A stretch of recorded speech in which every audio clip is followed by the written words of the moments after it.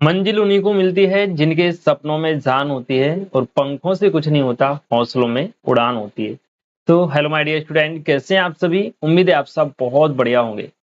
तो बच्चों, फाइनली पिछले 2 दिन से आप लोग देख रहे हैं लाइव क्लास में नेटवर्क इशू बहुत ज्यादा हो रहा है। इसलिए आज से आपकी जो क्लासेस हैं मैं रिकॉर्डेड क्लासेस के माध्यम से आपको प्रोवाइड करूंगा, ताकि आपका किसी भी प्रकार का कोई लॉस ना हो। एक्चुअली प्रॉब्लम ये है कि लाइव क्लास के दौरान जो अपलोडिंग स्पीड है नेटवर्क की वो बहुत ज़्यादा होती है, और इतना ज़्यादा यहाँ पर यानी कि मेरे गांव में जहाँ से मैं वीडियो रिकॉर्ड करता हूँ उतना ज़्यादा यहाँ नेटवर्क फास्ट नहीं चलता है। इसलिए क्लास जो लाइव में होती है हमारी वो प्रॉपर नहीं हो पाती और बच्चे डिस्टर्ब हो जाते हैं, चीज़ें बच्चों को अच्छे से समझ नहीं आ पाती है ना। तो मेरा टारगेट ये है कि लाइव हो या रिकॉर्ड हो आपका लॉस नहीं होना चाहिए, आपको चीज़ें अच्छे से समझ में आनी चाहिए। इसलिए आज से आपकी क्लासेस रिकॉर्डेड फॉर्म में आपको मिलेंगी जब तक नेटवर्क का इशू प्रॉब्लम नहीं होता। ठीक है बच्चों, तो मुझे उम्मीद है यहाँ से भी आप वही चीज गेट करोगे जो कि आप लाइव में प्राप्त करते थे। ठीक है बच्चों, तो चलिए बात करते हैं आज की क्लास की। आज हम करेंगे संबंध एवं फलन प्रश्नावली 1.1। इसके हमने आपको 10 प्रश्न करवा दिए थे बेटा। आज का हमारा टारगेट है, सॉरी 9 प्रश्न करवा दिए थे, और 10 से लेके 16 तक आज की इस वीडियो में हम आपको पूरे प्रश्न करवाएंगे। यानी आज की इस वीडियो के माध्यम से पूरी प्रश्नावली आपकी फिनिश हो जाएगी। ठीक है, शुरुआत करते हैं क्वेश्चन नंबर 10 के साथ। बहुत आसान सा क्वेश्चन है। ऐसे संबंध का उदाहरण दीजिए जो सम्मित हो परंतु ना तो स्वतुल्य हो और ना ही संक्रामक हो, केवल सम्मित हो। तो कोई भी आप यहाँ पे रिलेशन ले सकते हैं। पहले एक समुच्चय आप लिखेंगे, मान लीजिए समुच्चय 1 2 3 है, और इस पर परिभाषित एक संबंध आप आर लिख देंगे। आर में केवल आपने लिख दिया भाई 1,2 लिख दिया एंड 2,1 लिख दिया। तो ये जो रिलेशन है बेटा ये आपका सम्मित है, लेकिन स्वतुल्य भी नहीं है और सम्मित भी नहीं है। स्वतुल्य क्यों नहीं है? आपको केवल क्या लिखना है? उदाहरण लिखना है। तो आंसर तो आपका इतना फिनिश हो गया। अब माफ कीजिए, लेकिन कैसे पता चलेगा कि भाई ये स्वतुल्य नहीं है और संक्रामक भी नहीं है? देखना बेटा, स्वतुल्य की कंडीशन होती है कि भाई जो भी समुच्चय में आपको अवयव दिए हैं उनको खुद से रिलेटेड होना चाहिए संबंध में। तो देखो 1 1 से रिलेटेड नहीं है, 1 1 आर में नहीं है, 2,2 आप देखें तो ये भी आर में नहीं है, 3,3 अगर आप आर में देखेंगे तो ये भी नहीं है, यानी स्वतुल्य तो कतई नहीं है। अब संक्रामक की क्या कंडीशन होती है कि भाई 1 का रिलेशन किससे है? 2 से है, 2 का रिलेशन किससे है? 1 से। तो इसके हिसाब से 1 का रिलेशन किससे होना चाहिए था? 1 से। ये भी हमें आर में मिलना चाहिए था, जो कि नहीं है ना। अतः ये स्वतुल्य भी नहीं है, सम्मित भी नहीं है। तो आपका आंसर केवल इतना हो जाएगा। बात समझ में आ गई हो तो एक बार कमेंट सेक्शन में यस लिखिएगा। ठीक है भाई, चलिए नेक्स्ट उदाहरण हम देख लेते हैं। संक्रामक हो परंतु ना तो स्वतुल्य हो ना ही सम्मित हो। ये भी बहुत आसान सा क्वेश्चन है। कोई सा भी आप एक समुच्चय ले सकते हैं यहाँ पर। जैसे कि मान लीजिए मैंने लिखा 2 4 6, बस इतना ही लिख लिया है ना। 2 4 6 एक हमने समुच्चय लिखा, और यहाँ पे हमने लिखा बेटा आर। आर में हमने लिख दिया कि आपको दो अवयव लेने हैं ए कॉमा वी, और इस प्रकार लेने हैं कि ए का मान बी से छोटा होना चाहिए। ठीक है भाई, अब ये जो रिलेशन बना ये केवल और केवल संक्रामक होगा, ना तो स्वतुल्य होगा ना ही सम्मित होगा। क्यों नहीं होगा? क्योंकि अगर देखो आप ए कॉमा बी की जगह हम क्या लिखते हैं स्वतुल्य में? ए कॉमा ए लिखते हैं। यानी अगर आप 2,2 रखते हो तो आप मुझे बताइए क्या 2 2 से छोटा होगा? ये इसको फॉलो करेगा क्या?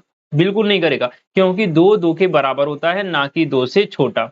ठीक है, यानी 2,2 4,4 और 8 जो भी है 6,6 ये आर में नहीं मिलेंगे, इसलिए ये स्वतुल्य नहीं होगा। बात समझ में आ गई? आपको उदाहरण के लिए मैं ये सारी चीजें समझा रहा हूं, आपका आंसर यहाँ पे फिनिश हो जाएगा। ठीक है, लेकिन अब संक्रामक में क्या बोलता है कि भाई ए बी से कनेक्ट होना चाहिए, बी सी से कनेक्ट होना चाहिए, सॉरी सम्मित में ए बी से कनेक्ट होना चाहिए और बी ए से कनेक्ट होना चाहिए।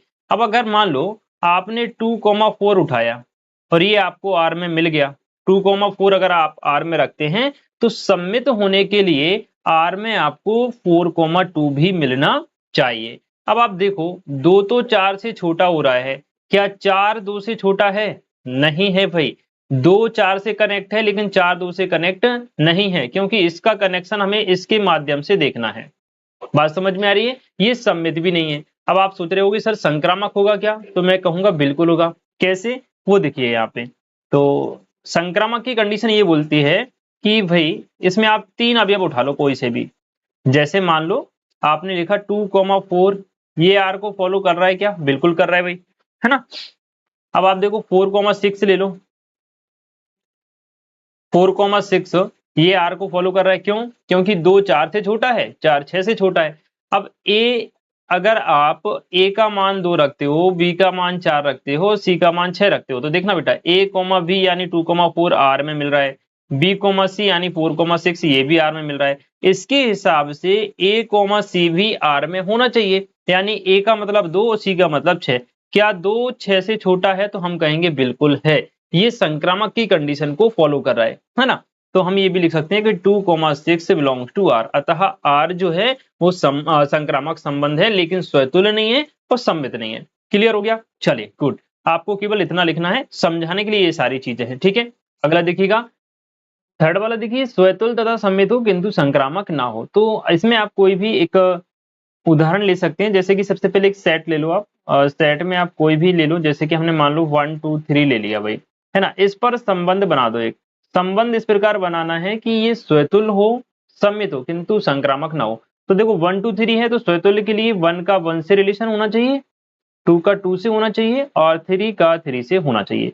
ये तो स्वतुल्य हो गया। अब जैसे मान लो अगर आपने 1 का रिलेशन 2 से कर दिया भाई, 1 का रिलेशन 2 से कर दिया, तो 2 का हमें 1 से करना पड़ेगा, तभी जाके ये सम्मित होगा। अब संक्रामक के लिए देखो 1 का 2 से हो गया, 2 का 1 से हो गया, तो 1 का 1 से मिल रहा है, यानी यहां तक तो संक्रामक हो रहा है। तो हम क्या करेंगे, 2 का रिलेशन किससे कर देंगे? 3 से। 2 का 3 से किया तो हमें 3 का 2 से करना पड़ेगा, तब जाके ये सम्मित होगा। लेकिन अब ये संक्रामक नहीं है, क्यों नहीं है? देखना आप, 1 किससे कनेक्ट है? 2 से, 2 किससे कनेक्ट है? 3 से। इसके हिसाब से 1 को 3 से कनेक्ट होना चाहिए था, जो कि यहाँ कहीं पर भी हमें नहीं मिल रहा है, यानी ये स्वतुल्य है, सम्मित है, लेकिन संक्रामक नहीं है। क्लियर हो गया हो तो एक बार यस लिखिएगा कमेंट सेक्शन में, ठीक है बेटा। चलिए, बाकी वीडियो अच्छी लगे तो भाई लाइक जरूर करना है और दोस्तों के साथ शेयर भी करना है, ठीक है। अगला उदाहरण देखिए, स्वतुल्य संक्रामक हो किंतु सम्मित ना हो, स्वतुल्य हो संक्रामक हो लेकिन सम्मित ना हो। इसके लिए आप वास्तविक संख्याओं का कोई भी समुच्चय ले लो, ए बराबर हमने क्या ले लिया? आर ले लिया। आर मतलब रियल नंबर्स, कोई भी वास्तविक संख्या, ठीक है। अब आप देखो, इस पे एक संबंध ले लो, आर बराबर, आर में आपको ए कोमा बी दो अवयव लेने हैं, इस प्रकार से कि ए का अगर हम क्यू करें तो ये बी के क्यू के या तो बराबर आ जाए या उससे छोटा आ जाए। ये हमने संबंध बना दिया। अब जैसे आपने ए बराबर 2 रखा और बी बराबर रखा 3, ठीक है, बात समझ में आ रही? तो 2 का क्यू करोगे आप और यहाँ 3 का क्यू करोगे, तो 2 का क्यू 8 और 3 का क्यू 27, यानी ये संबंध को फॉलो कर रहा है। यानी आप जो भी आर बनाओगे उसमें आप 2,3 रख सकते हो। ये बात समझ में आ गई? अगर आप ए बराबर 2 रख रहे हो, बी बराबर भी क्या रख रहे हो? 2 रख रहे हो, तो 2 का क्यू और यहाँ भी 2 का क्यू, यानी ये 8 दोनों बराबर है, यानी ये भी इसको फॉलो कर रहा है, क्योंकि छोटा हो या फिर बराबर हो, दोनों चीजें दी गई हैं। तो इससे क्या निष्कर्ष निकला? इससे ये निष्कर्ष निकला कि हम ए कोमा ए आर में रख सकते हैं। ए कोमा ए का मतलब हो गया आप 2 2 3 3 4 4 5 5, कोई भी संख्या आपस में जो बराबर है उसको हम आर में फॉलो कर सकते हैं, ठीक है। बात समझ में आ गई? यानी स्वतुल्य तो हो रहा है भाई, अब सम्मित नहीं हो सकता ये चीज कभी भी। जैसे आपने अगर 2,3 रखा, ये आर में फॉलो कर रहा है, क्योंकि 2 का क्यू 3 के क्यू से छोटा होता है, ये हमें पता है। लेकिन अगर इसको पलट दोगे आप, 3,2 कर दोगे, क्योंकि सम्मित की कंडीशन यही होती है कि 2,3 है तो 3,2 भी होना चाहिए। अब ऐसा करने से क्या होगा, 3 का क्यू यहाँ 2 का क्यू करो, ये 27 ये 8, क्या 27 8 से छोटा है? बिल्कुल नहीं है, यानी ये आर को फॉलो नहीं कर रहा, तो सम्मित तो कतई नहीं हो सकता। अब संक्रामक हो सकता है क्या? देखना बेटा, संक्रामक हो सकता है भाई, बिल्कुल हो सकता है। संक्रामक कैसे हुआ? जैसे आपने मान लो 2,3 रखा, 3,4 रख दिया, और देखो 2 का रिलेशन 3 से है, 3 का 4 से, इसके हिसाब से 2 का भी 4 से होना चाहिए। इसको समझने के लिए यहाँ पर आप देखो, इसका मतलब हो गया कि भाई 2 3 फिर रखा आपने 3 4, देखो 2 कनेक्ट है 3 से, 3 कनेक्ट हो गया 4 से, अब 2 किससे कनेक्ट होना चाहिए? 4 से, यानी 2 कोमा क्या रखेंगे? 4। तो देखना बेटा 2 का क्यू कितना आएगा, यहाँ देखिएगा 2 का जो क्यू है 8 हो जाएगा, 3 का क्यू 9, 3 का क्यू 9, 4 का क्यू 64, सॉरी यहाँ 9 नहीं 27 होगा, और 2 का क्यू 8, 4 का क्यू 64। देखो ये 8 छोटा है 27 से, 9 छोटा है 64 से, 8 छोटा है, ये फॉलो कर रहा है, ये फॉलो कर रहा है, ये फॉलो कर रहा है, तीनों चीजें फॉलो कर रही है, यानी ये संक्रामक भी हो सकता है। आई होप मेरी बात आपके समझ में आ गई होगी, जो चीज मैं आपको बताना चाह रहा हूँ। ठीक है, क्लियर। तो संक्रामक की कंडीशन को फॉलो करेगा, ये स्वतुल्य की कंडीशन को फॉलो करेगा, लेकिन सम्मित की कंडीशन को फॉलो नहीं करेगा। तो आपको केवल एक उदाहरण लिखना था, तो हमने लिख दिया, बाकी ये चीजें पूरी समझाने के लिए थी। हालांकि ये प्रश्न पेपर में ऐसे नहीं पूछा जाएगा, अगर पेपर में आएगा तो केवल ऑब्जेक्टिव की फॉर्म में, अदरवाइज ये प्रश्न आपके पेपर में नहीं आ सकता। आ भी सकता है, मैं एकदम नहीं बोलूंगा कि नहीं आ सकता, बट अभी तक नहीं आया है, हो सकता है इस बार आ जाए, इसलिए मैं आपको बता रहा हूँ। ठीक है, चलिए अगला प्रश्न देखो, सम्मित हो, संक्रामक हो, किंतु स्वतुल्य ना हो। देखना बेटा, सम्मित संक्रामक हो लेकिन स्वतुल्य ना हो, तो देख लेते हैं भाई। जैसे आपने एक समुच्चय ले लिया ए में आपने 1 2 3 अवयव ले लिए। अब आर बना दो इस पर कोई भी ऐसा बनाओ कि जो स्वतुल्य ना हो लेकिन सम्मित हो और संक्रामक हो। तो देखना, जैसे हमने रखा भाई 1,1 2,3, सॉरी 2,2 रख दिया। अभी ये स्वतुल्य नहीं है क्योंकि 1,1 मिल गया, 2,2 मिल गया, लेकिन 3,3 अभी बाकी है। हम इसमें 3,3 नहीं लिखेंगे, अगर 3,3 लिख देंगे तो ये स्वतुल्य हो जाएगा, तो ये छोड़ दिया। अब हमने क्या रखा, 1 का रिलेशन 2 से कर दिया, 2 का रिलेशन 1 से कर दिया। अब देखो 1 2 से कनेक्ट है, 2 किससे कनेक्ट हो गया, 1 से, तो फिर 1 1 से कनेक्ट होना चाहिए, जो कि यहाँ पर है। यानी ये सम्मित भी है और संक्रामक भी है। बात समझिए बेटा, देखो ये हो गया a बी, और ये क्या हो गया, b ए हो गया, है ना। ए बी से कनेक्ट है, बी ए से कनेक्ट है, तो क्या ए से कनेक्ट है, बिल्कुल है यहाँ पर। यानी ये स्वतुल्य भी है, सॉरी सम्मित भी है और संक्रामक है, लेकिन सम्मित, क्या बोल दिया मैंने, सम्मित है संक्रामक है लेकिन स्वतुल्य नहीं है। बात समझ में आ गई, चलिए गुड। अगला क्वेश्चन देख लो भाई। सिद्ध कीजिए कि किसी समतल में स्थित बिंदुओं के समुच्चय में आर एक आर संबंध दिया गया है जिसमें दो अवयव आपको दिए गए हैं पी और क्यू। पी और क्यू में क्या रिलेशन आपको दिया गया है कि भाई पी की मूल बिंदु से जो दूरी है वो क्यू की मूल बिंदु से दूरी के समान है। ये जो संबंध है एक तुल्यता संबंध है, ये आपको प्रूव करना है। दूसरी चीज आपसे पूछ रही है कि भाई पुनः सिद्ध कीजिए कि बिंदु P is not equal to 0 0 से संबंधित सभी बिंदुओं का समुच्चय P से होकर जाने वाले एक ऐसे वृत्त को निरूपित करता है जिसका केंद्र मूल बिंदु है। देखिए क्वेश्चन बहुत बड़ा चढ़ा के लिखा हुआ है, इतना कुछ इसमें है नहीं। आपको क्या करना है, पहले यहां तक प्रूव करना है, इसके बाद ये तो 2 लाइन का काम है। ठीक है, बस आप समझिए जरा प्रश्न को कैसे हम सॉल्व करेंगे। देखना बेटा, सबसे पहले हम आर लिखेंगे।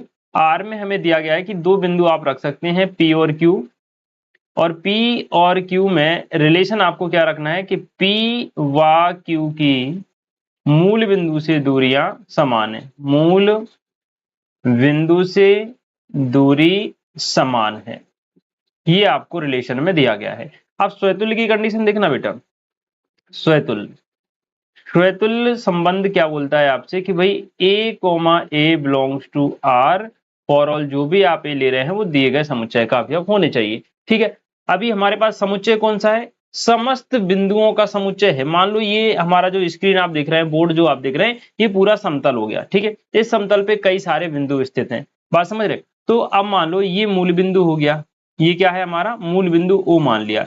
इससे कुछ दूरी पर बिंदु P है, इससे कुछ दूरी पर बिंदु Q है, इससे कुछ दूरी पर बिंदु R लिख लो, R हो गया। ठीक है, R मत लिखो, S लिख लो, क्योंकि R रिलेशन को डिनोट कर रहा है यहाँ पे, तो हम S लिख लेते हैं।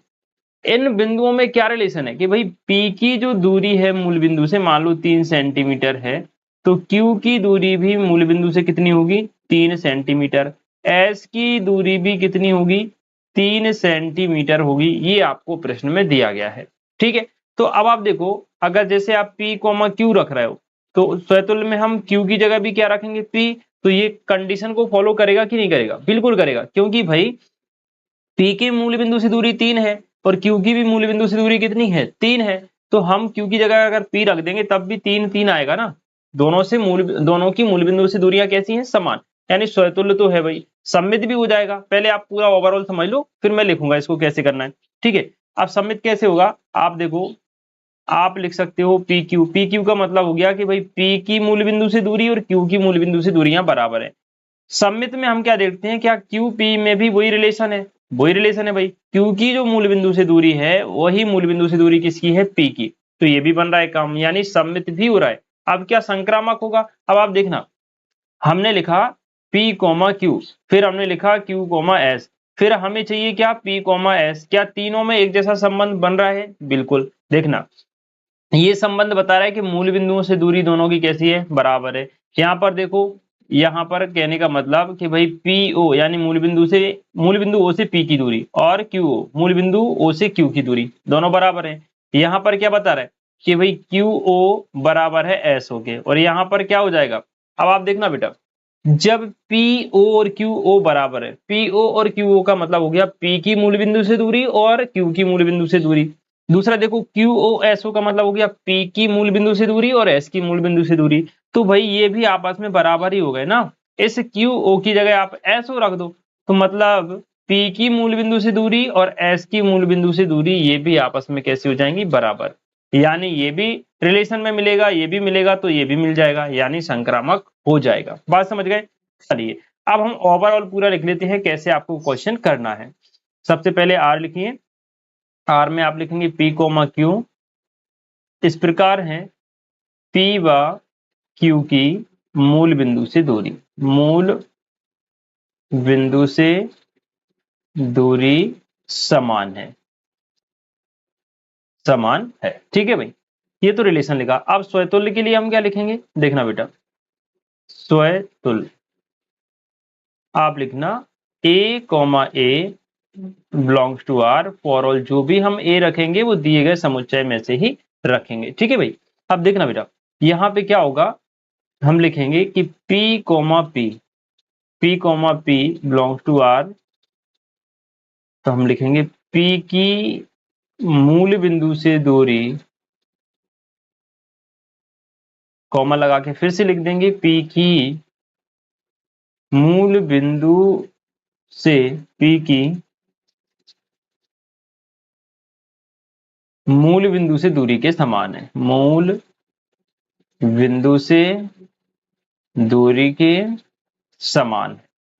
क्योंकि यहाँ Q की जगह हम क्या रख रहे हैं, P रख रहे हैं, तो P, P R में मिल रहा है, मतलब स्वतुल्य हो गया, अतः R स्वतुल्य है, अतः R जो है वो स्वतुल्य है।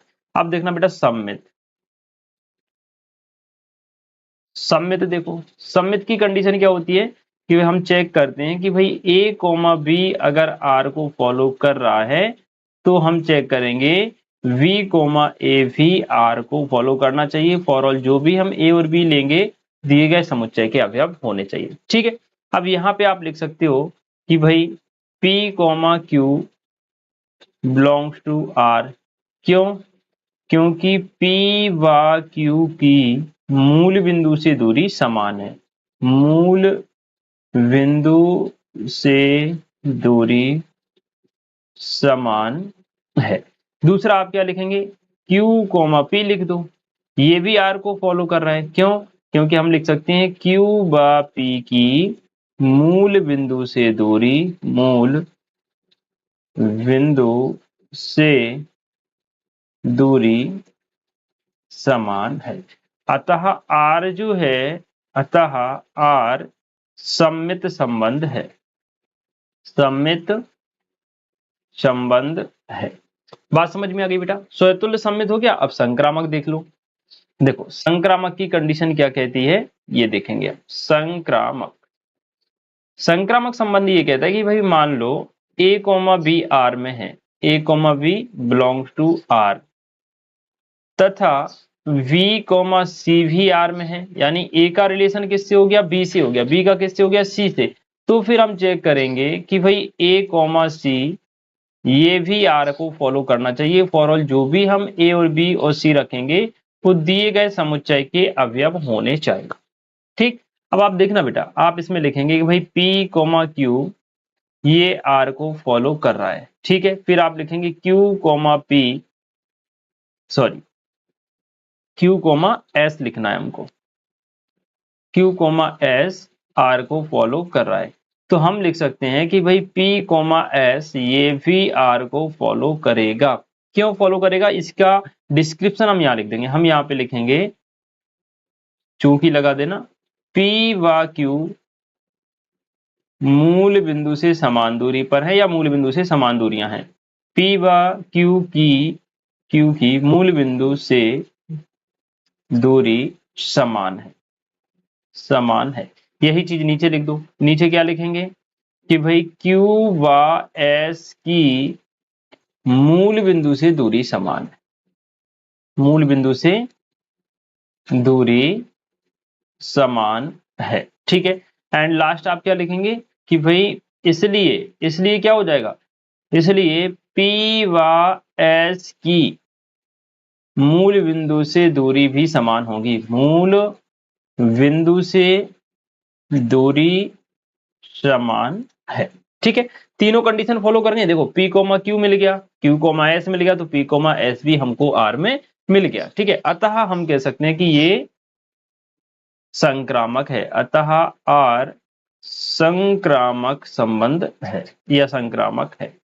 अब चूंकि R स्वतुल्य भी है, सममित भी है, संक्रामक भी है, इसलिए ये तुल्यता संबंध भी हो जाएगा। तो हम लिखेंगे चूंकि R स्वतुल्य कौमा सममित कौमा संक्रामक है, अतः R तुल्यता संबंध है। R तुल्यता संबंध है, ठीक है भाई। क्वेश्चन क्लियर हो गया? एक बार कमेंट सेक्शन में जरूर बताइएगा। अगला अब देखो इसमें और क्या पूछा था आपसे, और आपसे क्या पूछा था, पुनः सिद्ध कीजिए कि बिंदु P 0 0 नहीं है, यानी P आपका मूल बिंदु नहीं है, तो P से संबंधित सभी बिंदुओं का समुच्चय P से होकर जाने वाले ऐसे वृत्त को निरूपित करता है जिसका केंद्र मूल बिंदु है। अब सुनो बेटा, आप देखना, ये मान लो कि एक मूल बिंदु है O और यहां पर क्या है P। मूल बिंदु से P की दूरी हमने मान ली 5 सेंटीमीटर, ठीक है। अब P जो है वो मूल बिंदु नहीं है, ये तो प्रश्न में स्पष्ट कर दिया। अब वो ये बोला कि भाई P से रिलेटेड जितने भी बिंदु हैं वो सब मिलकर एक वृत्त बना रहे हैं जो कि बिंदु P से होकर जाएगा। अब P से संबंधित बिंदु कौन से होंगे, जिनकी मूल बिंदु से दूरी उतनी ही है जितनी की P की है। मतलब यहाँ पे मान लो आपने एक Q बिंदु ले लिया, इस Q की भी मूल बिंदु से दूरी कितनी है, 5 ही होगी। यहां पर आपने ले लिया मान लो S बिंदु, इसकी दूरी भी कितनी होगी, 5 ही होगी। यहां पर एक और बिंदु आपने ले लिया T बिंदु, जिसकी भी मूल बिंदु से दूरी कितनी होगी बेटा, 5 होगी। तमाम तरीके के बिंदु जो कि मूल बिंदु से 5 सेंटीमीटर की दूरी पर होंगे वो सब आपके P से संबंधित होंगे। यहाँ हमने W ले लिया, इसकी दूरी भी कितनी ले ली, 5। अब इन सभी बिंदुओं को आप मिलाएंगे तो एक वृत्त बन जाएगा। अब चूंकि ये हाथ से लाइन छोटी बड़ी हो रही है इसलिए एकदम परफेक्ट वृत्त नहीं आएगा, लेकिन अगर आप स्केल से नाप के बनाएंगे तो बिल्कुल परफेक्ट एक वृत्त बन जाएगा बच्चों।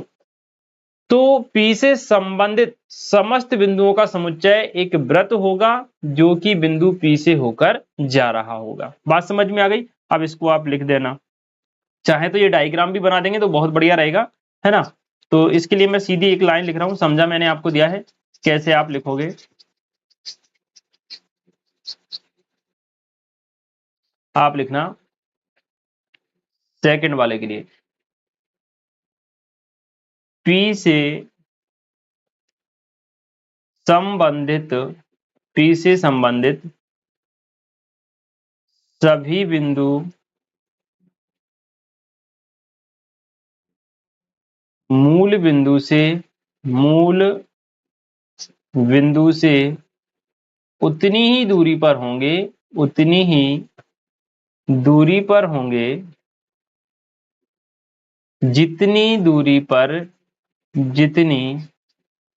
दूरी पर P है। अतः P से संबंधित समस्त बिंदुओं का समुच्चय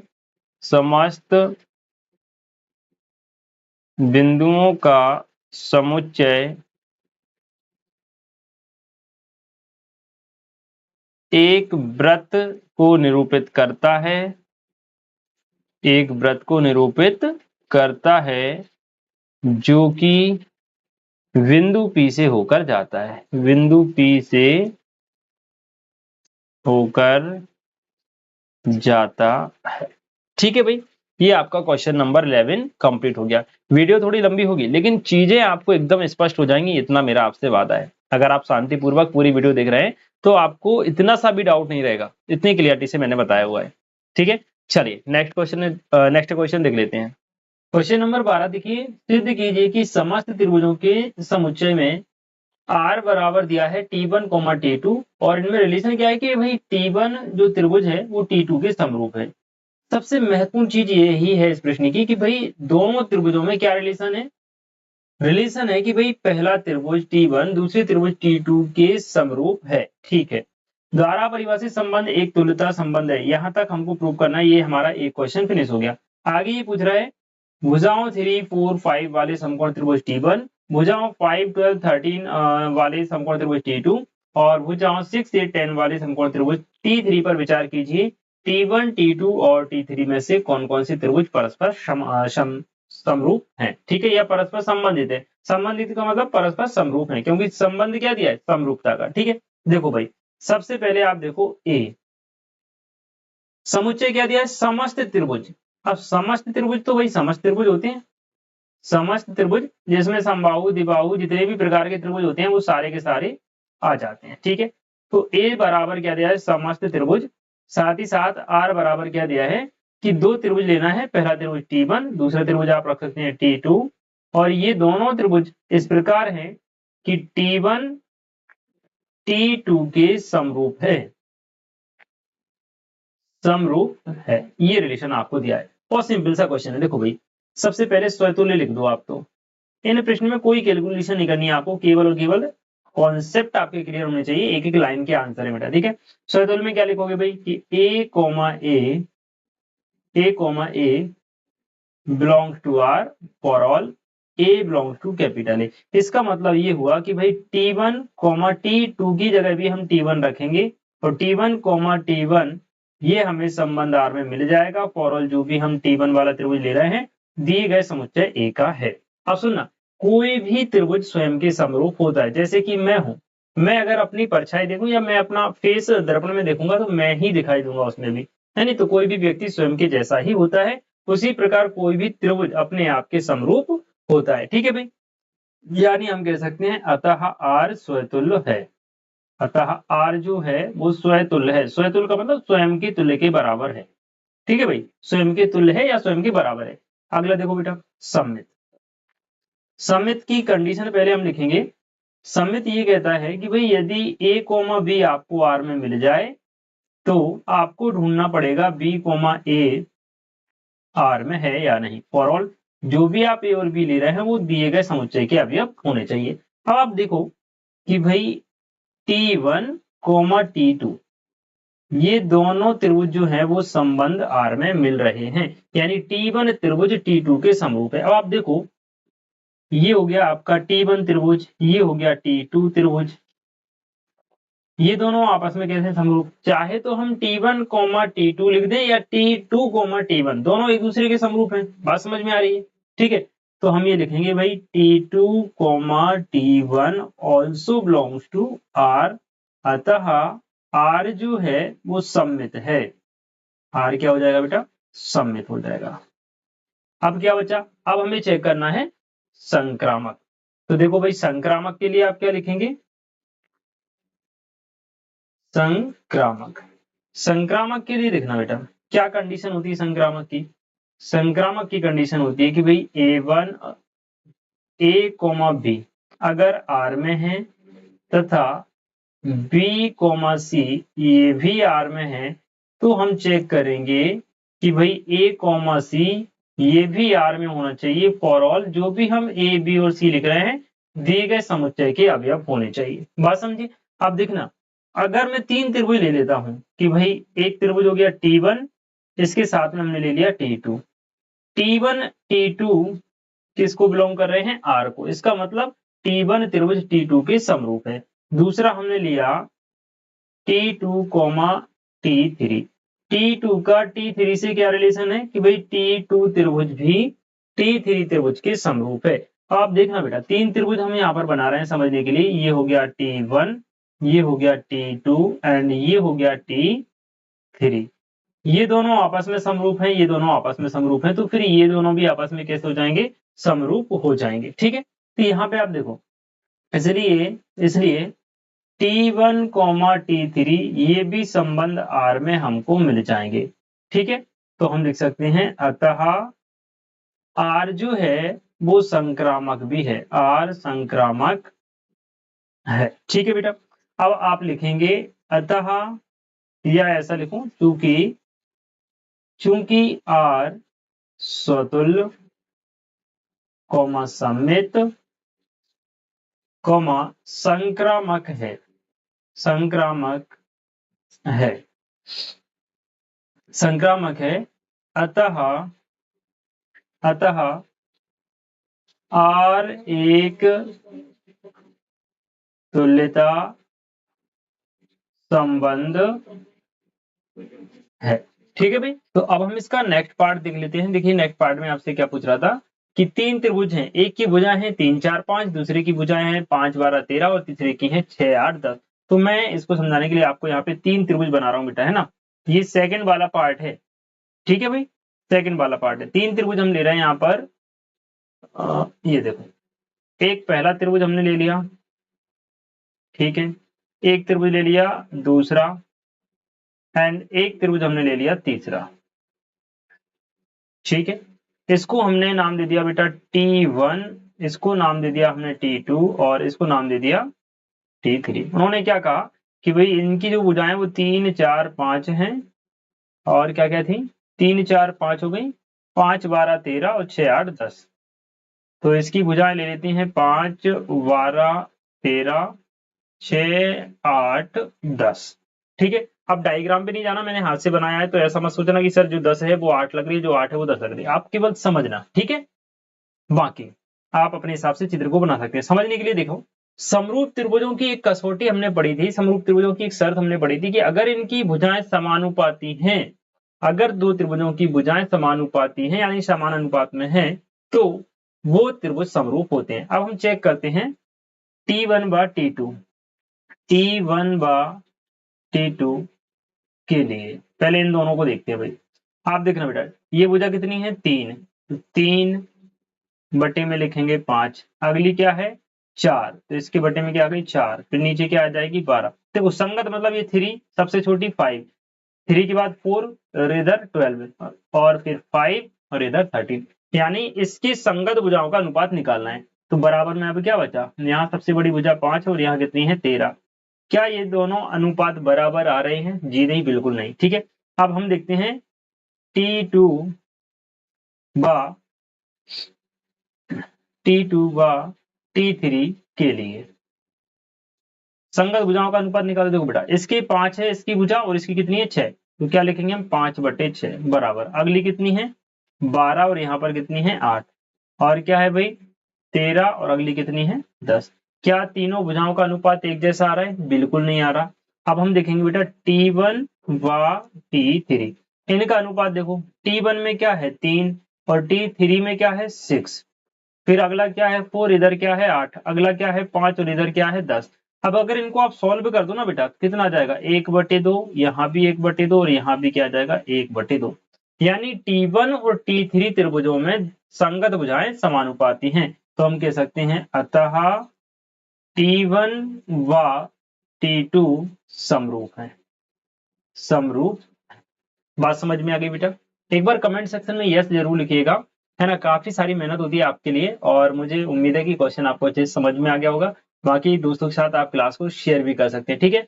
हाँ, मुझे सबसे ज्यादा जरूरी रहता है आपका फीडबैक कि भाई जो मेहनत हम आप लोगों के लिए करते हैं क्या वास्तव में वो सफल हो पा रही है या नहीं, तो कमेंट जरूर कीजिएगा, ठीक है।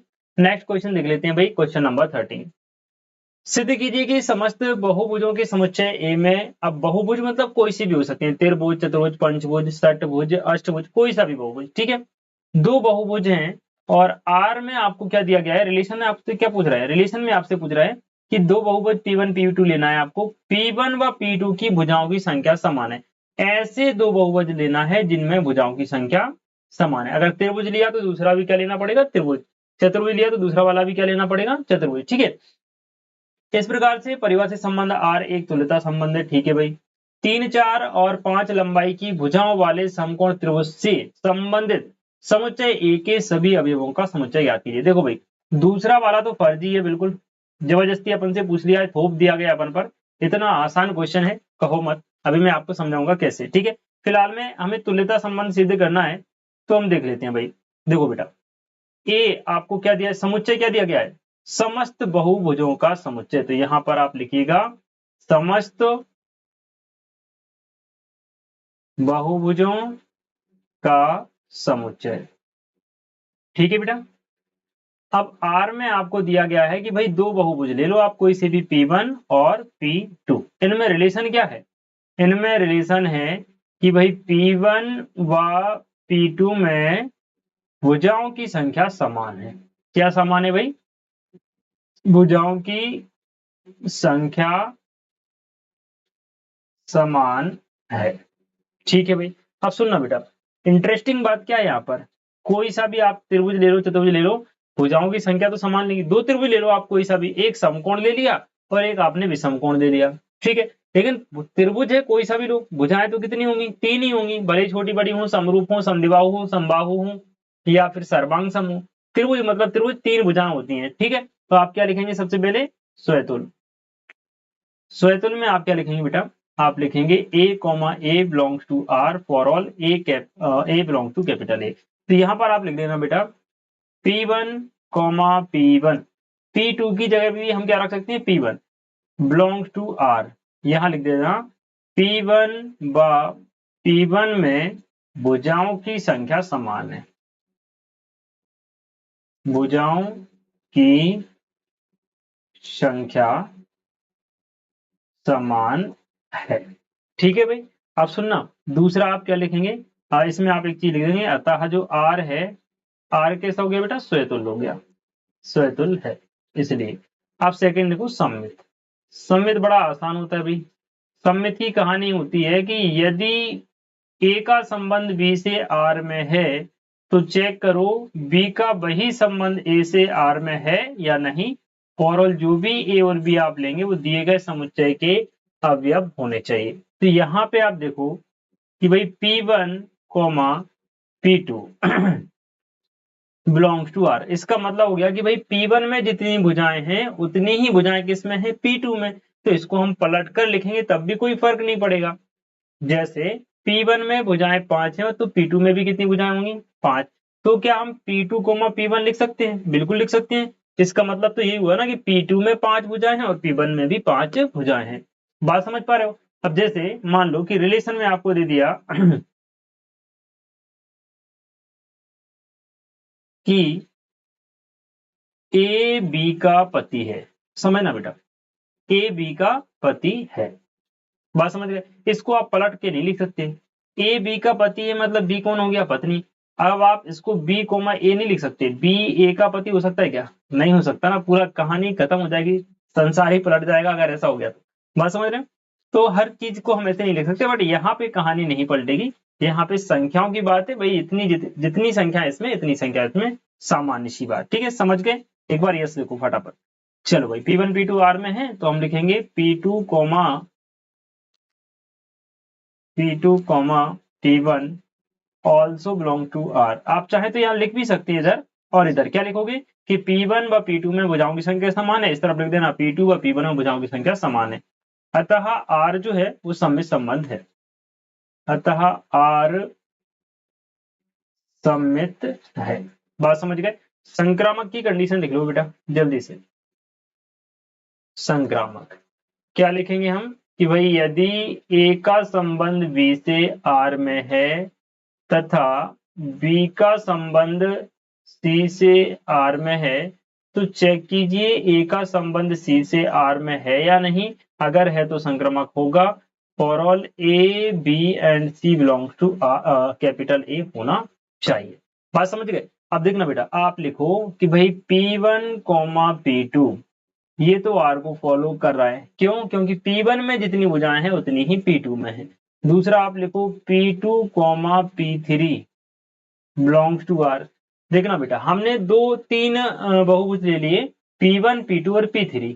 अब P1 P2 में क्या रिलेशन है कि भाई P1 में जितनी भुजाएं हैं उतनी ही P2 में है, P2 में जितनी भुजाएं हैं उतनी ही P3 में है। तो ये तो स्वाभाविक सी बात है कि P1 में जितनी भुजाएं हैं उतनी ही P3 में भी होंगी। क्योंकि P2 और P3 बराबर है, P1 और P2 बराबर है, तो P1 और P3 ऑटोमेटिक बराबर हो जाएंगे। हम क्या लिखेंगे, इसलिए P1, P3 also belong to are. यहाँ पे आप वही चीज लिख सकते हैं कि भाई P1 P2 में भुजाओं की संख्या समान है, यहाँ पे आप लिखेंगे P2 P3 में भुजाओं की संख्या समान है, और यहाँ पर आप लिखेंगे P1 P3 में भुजाओं की संख्या समान है। लिख सकते हो, ठीक है। चलो अब सुनो, तो यहाँ पे लिखना अतः R जो है वो संक्रामक है, ठीक है। तो आप लास्ट लाइन में वही लिखेंगे कि भाई चूंकि R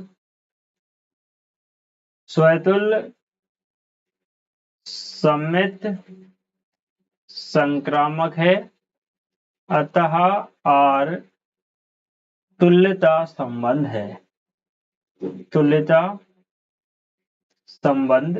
ठीक है भाई। तो अब हम इसका अगला पार्ट देखते हैं, जिसमें आपसे पूछा गया था कि भाई 3, 4 और 5 लंबाई की भुजाओं वाले समकोण त्रिभुज से संबंधित समुच्चय ए के सभी अवयवों का जो है समुच्चय ज्ञात कीजिए। देखिए बेटा, आपसे बोला कि आपके पास एक त्रिभुज है, और त्रिभुज का नाम जो है हम रख देते हैं कुछ भी। देखिए एक त्रिभुज हमने लिया, नाम इसका दे दिया हमने ए बी एंड सी। उसने कहा कि इसकी जो भुजाएं हैं 3, 4, 5 हैं, और ये एक समकोण त्रिभुज है। समकोण का मतलब जिसमें एक कोण 90 डिग्री का होता है, ठीक है भाई। अब आप सुनो, उसने बोला कि जो बहुभुजों का समुच्चय है उसमें से वो उन बहुभुजों का समुच्चय ज्ञात कीजिए जो इससे रिलेटेड है।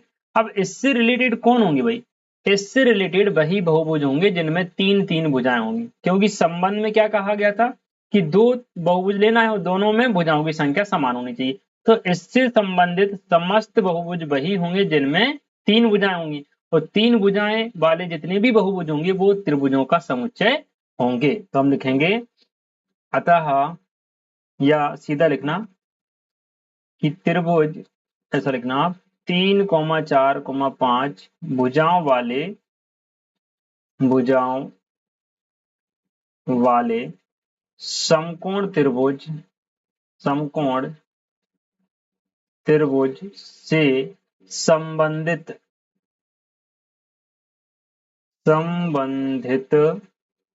त्रिभुजों का समुच्चय,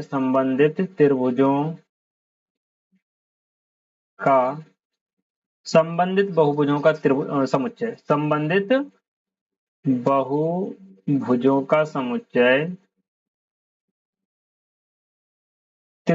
समुच्चय, समस्त त्रिभुजों का समुच्चय होगा। समस्त त्रिभुजों का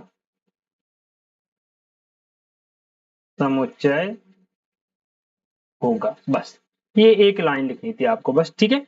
ये लिखना जरूरी नहीं है, चित्र मैंने केवल ऐसे ही आपको समझाने के लिए बता दिया। अगला प्रश्न देखो भाई, क्वेश्चन नंबर 14, ये लास्ट क्वेश्चन होगा आज की इस प्रश्नावली का। इसके बाद 2 ऑब्जेक्टिव और हैं, वो भी मैं आपको करवाऊंगा, क्योंकि यहाँ पर एक बात आप ध्यान दीजिए, जितने भी बच्चे देख रहे हैं क्लास को, ऑब्जेक्टिव आपकी किताब में जो ऑब्जेक्टिव दिए रहते हैं वहां से पेपर में आने की संभावना 99% रहती है, ठीक है। अगर आप इसी वर्ष का वार्षिक परीक्षा का पेपर उठा के देखेंगे तो जो एनसीईआरटी की किताब में विकल्प दिए गए हैं सेम टू सेम क्वेश्चन आपके पेपर में आए हैं।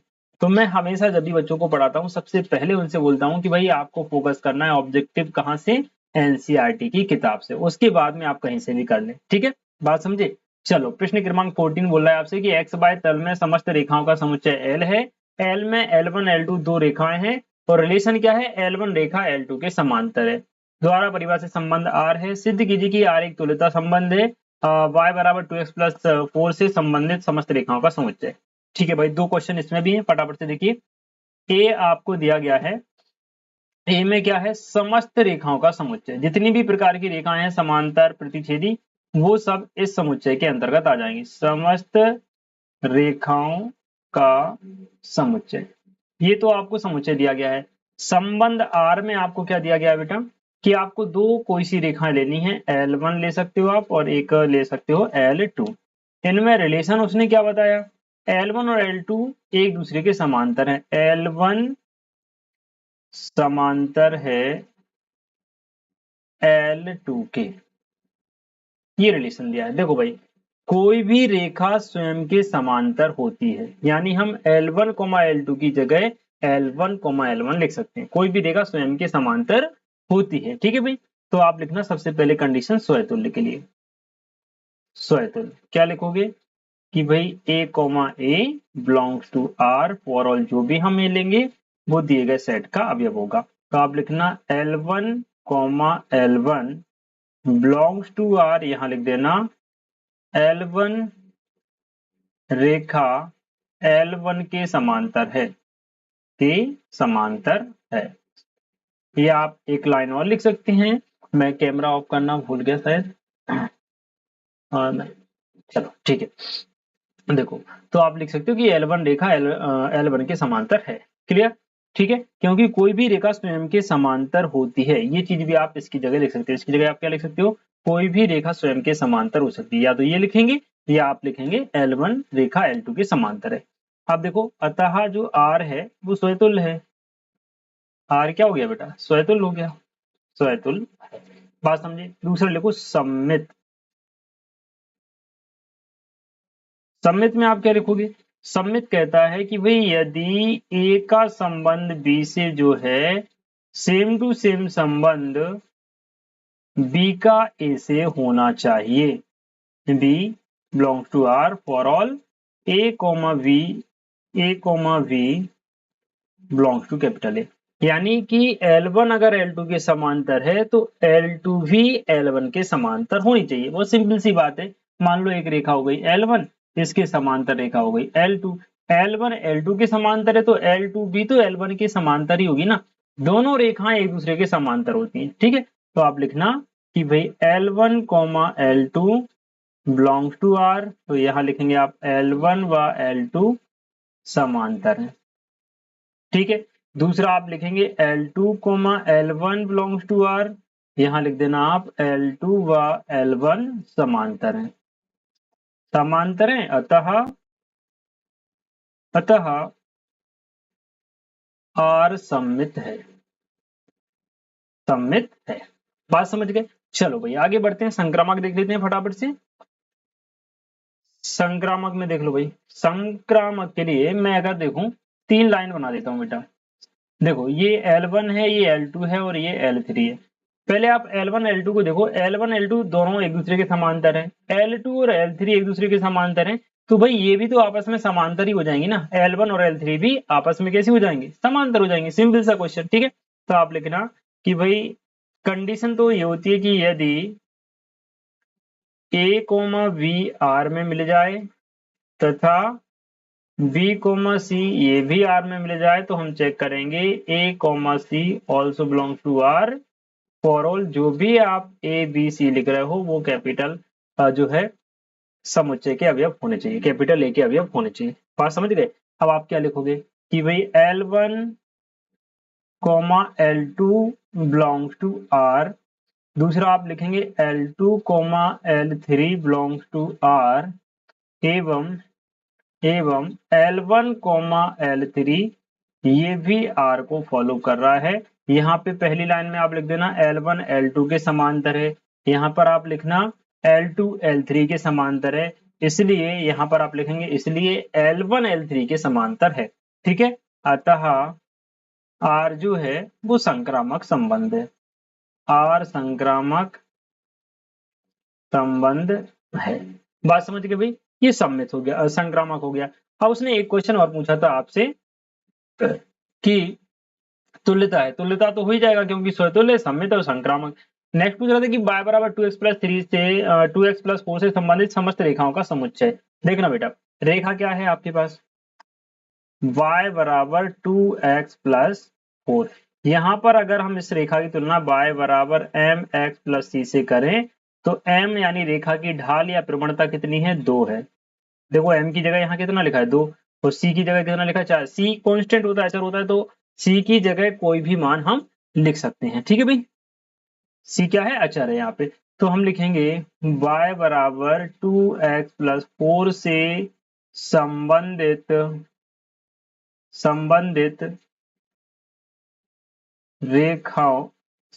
रेखाएं या रेखाओं का समुच्चय रेखाओं का समुच्चय y बराबर 2x प्लस c के रूप का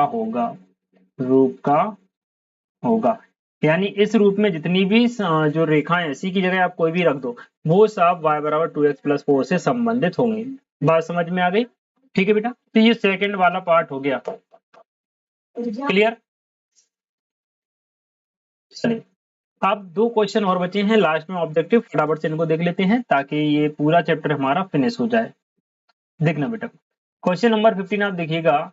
मान लीजिए कि समुच्चय 1 2 3 4 में एक आर आपको दिया है। आर में ध्यान से देखिए क्या दिया है, 1 2 2 2 1 1 4 4।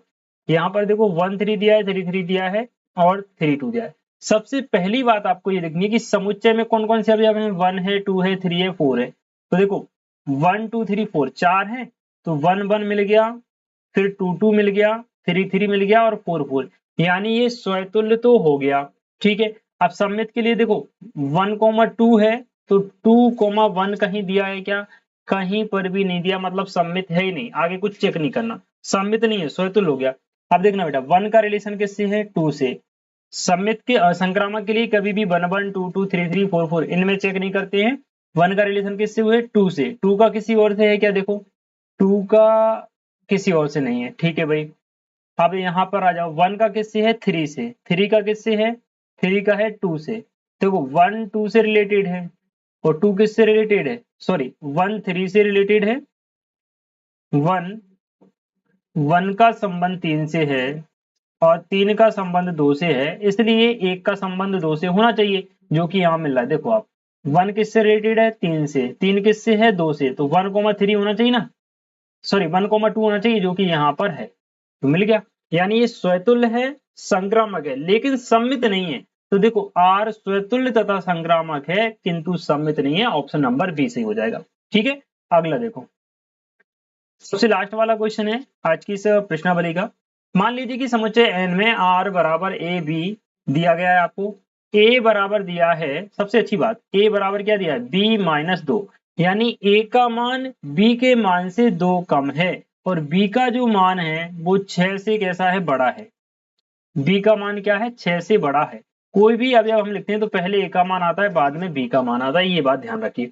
बी का मान 6 से बड़ा है। देखो भाई, पहला ऑप्शन तो यही कैंसिल हो रहा है, क्योंकि बी का मान यहाँ कितना दिया है? 4। ये तो हो ही नहीं सकता।